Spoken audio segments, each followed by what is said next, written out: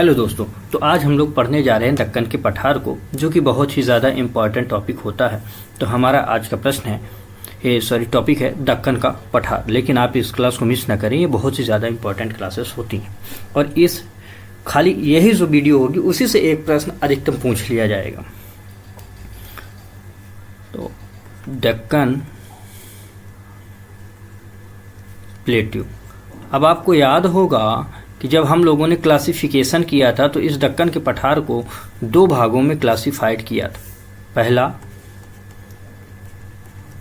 North Deccan plateau, okay, north Deccan plateau, और एक part किया था हम लोगों ने साउथ दक्कन प्लेट्यू को। ठीक, साउथ दक्कन। इसमें से आज हम लोग बात करने जा रहे हैं नॉर्थ दक्कन प्लेट्यू का, और इनको हमने अलग अलग भागों में और भी ज़्यादा सब टॉपिक में डिवाइड किया था।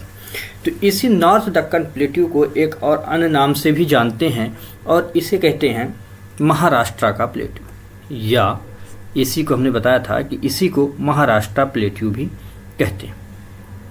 ठीक, तो लिखें आप इसी को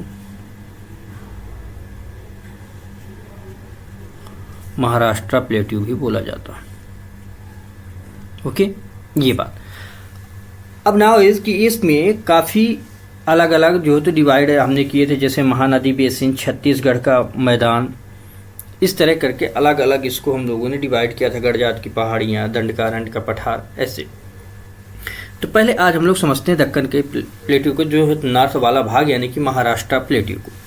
तो ये जो पठार है, तो इसको अगर आप समझें कि यह बहुत बड़ा विस्तार है इसका भी, कि जो पूरा हमारा ये पार्ट है, जैसे यहाँ से ये तो यहाँ से एक तो ये पूरा कगारी क्षेत्र, यानी कि जो ताप्ती नदी है, ताप्ती नदी इसकी उत्तरी भाग को तय करती है इस पठार का। तो जैसे कि हम कहें कि यहाँ से मानो कि ये ताप्ती नदी है, तो ये ताप्ती नदी, जो ताप्ती रिवर है, यह रिवर इसके नॉर्थ बाउंड्री को तय करती है, उत्तरी सीमा को। तो पहला तो आप समझे कि इसका उत्तरी सीमा कहाँ है, नॉर्थ। दूसरी बात कि यहाँ सह्याद्रियाँ हैं, क्या है, सह्याद्री। तो एक ये इसकी जो पश्चिमी सीमा है वह सह्याद्री तय करती है। ठीक, और लगभग ये पूरा क्षेत्र जो है तो महाराष्ट्र के क्षेत्र में विस्तार है, जो अभी इन प्रेजेंट आपको महाराष्ट्र दिखता है। अब इसमें सबसे ज़्यादा इम्पॉर्टेंट फैक्ट क्या है कि इस क्षेत्र में काली मृदा पाई जाती है। ठीक, इसी को हम दक्कन ट्रैप के नाम से भी जानते हैं। तो यही है क्या, दक्कन ट्रैप। ठीक, दक्कन ट्रैप। अब ये ट्रैप का मतलब क्या है कि किसी चीज का ऐसे सीढ़ी दर सीढ़ी जमा होते चले जाना। अब ये क्या है कि एक के नीचे एक, एक के नीचे एक, एक के नीचे एक, एक के नीचे एक, एक के नीचे एक, ये लेयर एक बनती जा रही है। तो ट्रैप मतलब सीढ़ी नुमा आकृति है एक प्रकार से ये। ठीक, स्टेप बाय स्टेप ये आकृति बनती हुई चली जा रही है। अब ऐसा ये क्यों हुआ? क्योंकि यह जो पूरा हमारा पेनिनसुलर प्लेट्यू है, इसमें आप देखें कि यह गोंडवाना लैंड से टूटा हुआ भाग है। तो गोंडवाना लैंड से जब यह भाग टूटा, ये कुछ ऐसा है, अपना इंडिया था उस टाइम, तो ये जब ऐसे आगे की तरफ ये नॉर्थ की तरफ बढ़ रहा था, तो यह रीयूनियन हॉटस्पॉट से गुजरा। ठीक, अब यहाँ से जब यह गुजरा तो यह जो क्षेत्र है, यह ज्वालामुखी यहाँ आ रहे थे। ठीक, ज्वालामुखी यानी कि वॉल्केनो। अब ये जो वॉल्केनो आ रहे थे तो इसके ऊपर इसके ऊपर ये जैसे जैसे गुजर रहा था, तो अब इस तरह करके इसके ऊपर दर बाई दर लावा क्या है कि जमता जा रहा है ना। दर बाई दर लावा ऐसे जमता जा रहा है इस क्षेत्र में। तो ये जो लावा जम रहा था, इसी लावा को बोलते हैं बेसाल्टिक सॉल्ट। तो यहां बनी बेसाल्ट चट्टानें, ठीक, बेसाल्ट चट्टानें बनी। और इस बेसाल्ट चट्टान में अपक्षय, अपर्दन के कारण इसमें एक मृदा बनी, मृदा, और इस मृदा को बोलते हैं काली मृदा। तो ये बहुत इंपॉर्टेंट पॉइंट है कि काली मृदा जो है तो इस क्षेत्र की है। इसी मृदा को बोलते हैं रेगुर मृदा। जो डायरेक्ट प्रश्न पूछ लिया जाता है कि रेगुर मृदा किस मृदा का उपनाम है, सेल्फ प्लगिंग स्वजोत मृदा किसका नाम है। मध्य प्रदेश पीएससी में काली मृदा से प्रश्न आया और इस मृदा का फीचर पूछा गया कि इस मृदा में 4 पॉइंट रखे गए कि इसमें ये तत्व पाया जाता है, इसमें नमी धारण करने की क्षमता है, इसमें ये है, इसमें ये है, और इनमें से आप सही ऑप्शन बताएं। तो इस तरह करके ये मृदा बहुत ज़्यादा इंपॉर्टेंट है, क्योंकि इसका विस्तार भी आपको मालवा के पठार में मिलता है, जो कि हमारी पिछली वीडियो में पड़ी हुई है, और वो है एमपी की ज्योग्राफी में है, जिसमें हमने मालवा के पठार को डिस्कस किया। वहाँ बताया है कि कितने क्षेत्र में और कैसी ये मृदा है। और दूसरा मृदा का टॉपिक भी पढ़ा है, वहाँ भी हमने बताया है कि यह काली मृदा मध्य प्रदेश में कैसे 3 प्रकार से मृदा पाई जाती है। तो उसे आप वहाँ जाके प्लेलिस्ट में देख लेंगे।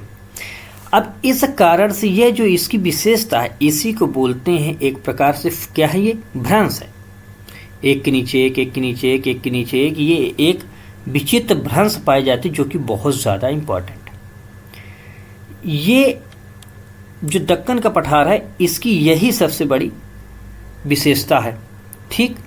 तो अब आप इसको याद रखेंगे कि सीमाएं कैसे अरब सागर हैं, कैसे ऊपर में ताप्ती है, और कैसे इस क्षेत्र में इस तरह की मृदाएं बनी। और ये किससे हैं? गोंडवाना लैंड से। ये हमने जो बताया, ये गोंडवाना लैंड, तो इसका संबंध कहाँ से है? गोंडवाना लैंड से। ये भी याद है आपको रखना है, गोंडवाना लैंड से, ठीक। और ये प्रक्रियाएं जो हम कह रहे हैं, ये पूरे लावा ओवा की, ये लगभग 13 करोड़ वर्ष पूर्व की हैं, क्रिटेशियस युग के आसपास की हैं। तो हो सकता है कि आपसे ये टाइम पूछ ले कि ये किस समय का है, तो आप याद रखें क्रिटेशियस युग, ठीक, क्रिटेशियस युग के आसपास की बातें हैं, लगभग 13 करोड़ की, ठीक, 13 करोड़ बीसी की ये बातें हैं। तो इतनी बातें आपको इसमें रखनी है। 2 पठार और आप लिख लें जो कि पूछे गए हैं। पहला मसाई का पठार, कौन सा है? मसाई का पठार। और सेकंड है कांस का पठार या कांस पठार, ठीक। ये जो पठार है, इसे 2012 में विश्व विरासत घोषित किया गया। विश्व विरासत घोषित किया गया है, ये आपको याद रखना है। और ये दोनों जो हैं, ये दोनों आपको महाराष्ट्र में ही मिलेंगे, ठीक। कहाँ मिलेंगे? महाराष्ट्र में ही आपको दोनों मिलेंगे, ठीक। तो ये बातें आपको याद रखनी है। और दूसरा इन डेप्थ थोड़ा सा हम लोग समझ लेते हैं, महानदी।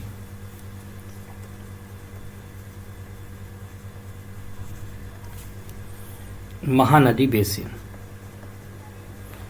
हालांकि ये ज़्यादा टॉपिक, इनको थोड़ा थोड़ा बांट दिया गया है, इसमें कुछ नहीं। आपको ये महानदी जो रिवर है, महानदी रिवर, इस रिवर बेसिन की बात की गई। यह महानदी बेसिन का अगर आप ओरिजिन देखें तो सिहावा वाले क्षेत्र से होता है। सिहावा यहाँ से ओरिजिन होता है और यह नदी बे ऑफ बंगाल की खाड़ी में अपना जल विसर्जित करती है। अब इस नदी की जो अपनी हेल्पिंग नदी हैं, जो इसकी सहायक नदियां हैं, उन सहायक नदियों का जो क्षेत्र बना, उन जो सहायक नदियां हैं, उन सभी सहायक नदियों का जो क्षेत्र बना, इसी क्षेत्र को बोला गया, इसके अंतर्गत पढ़ा है। अब इसी नदी में कुछ जो है तो क्या बने, प्लेन भी बनेंगे। इन्हीं प्लेन को बोला गया छत्तीसगढ़ का मैदान, सीजी प्लेन। ठीक, ये प्लेन ऑफ सीजी। तो ये जो छत्तीसगढ़ का है, तो ये भी एक पॉइंट पढ़ाया जाता है, एक अलग इसका जो है तो विस्तार किया गया। तो इसमें काफ़ी सहायक नदियां हैं, जैसे हंसदेव हैं, तेल है, मंड है, इब है। जैसे लिख दे तेल नदी, शिवनाथ नदी, मांड नदी, ईब नदी और हंसदेव नदी। इसमें से इस चीज़ को आपको याद रखना है। अब जब हम बाद में रिवर पढ़ाएंगे तो फिर बताएंगे कौन किस कैसी ट्रिब्यूटरी है, राइट है कि लेफ्ट है। इसको आपको ये याद रखना है कि यह अभी बहुत ज़्यादा चर्चित में है और करंट में है, हंसदेव के जंगल। ठीक, तो इस पॉइंट को आप याद रखेंगे। हो सकता है कि पूछ लें कि ये किस नदी की सहायक नदी है अभी इस समय, तो इसलिए आपको ये पॉइंट जरूर याद रखना है कि हंसदेव के जंगल पहली बात किस जिले से संबंधित है, तो ये याद रखना आपको, सीजी से। दूसरा, ये किसकी सहायक नदी है, महानदी की सहायक नदी है, ये याद रखना है। और यहाँ कोल माइनिंग की बात चल रही है, तो इसलिए जो है तो कोल माइनिंग हो रहा है, इस वजह से ये जंगल कट रहे हैं। तो इन बातों को आपको याद रखनी है। अब छत्तीसगढ़ के मैदान को अगले क्लास में हम लोग पढ़ते हैं, तो आज की क्लास को यहीं तक रखते हैं। नेक्स्ट क्लास में फिर मिलते हैं। लेकिन आप चैनल को सब्सक्राइब करें, अपने दोस्तों को शेयर करें, लाइक करें, कमेंट करें और अपनी राय ज़रूर दें। तो तब तक के लिए धन्यवाद। आप लोग पढ़ते रहें, बढ़ते रहें। जय हिंद, टेक केयर।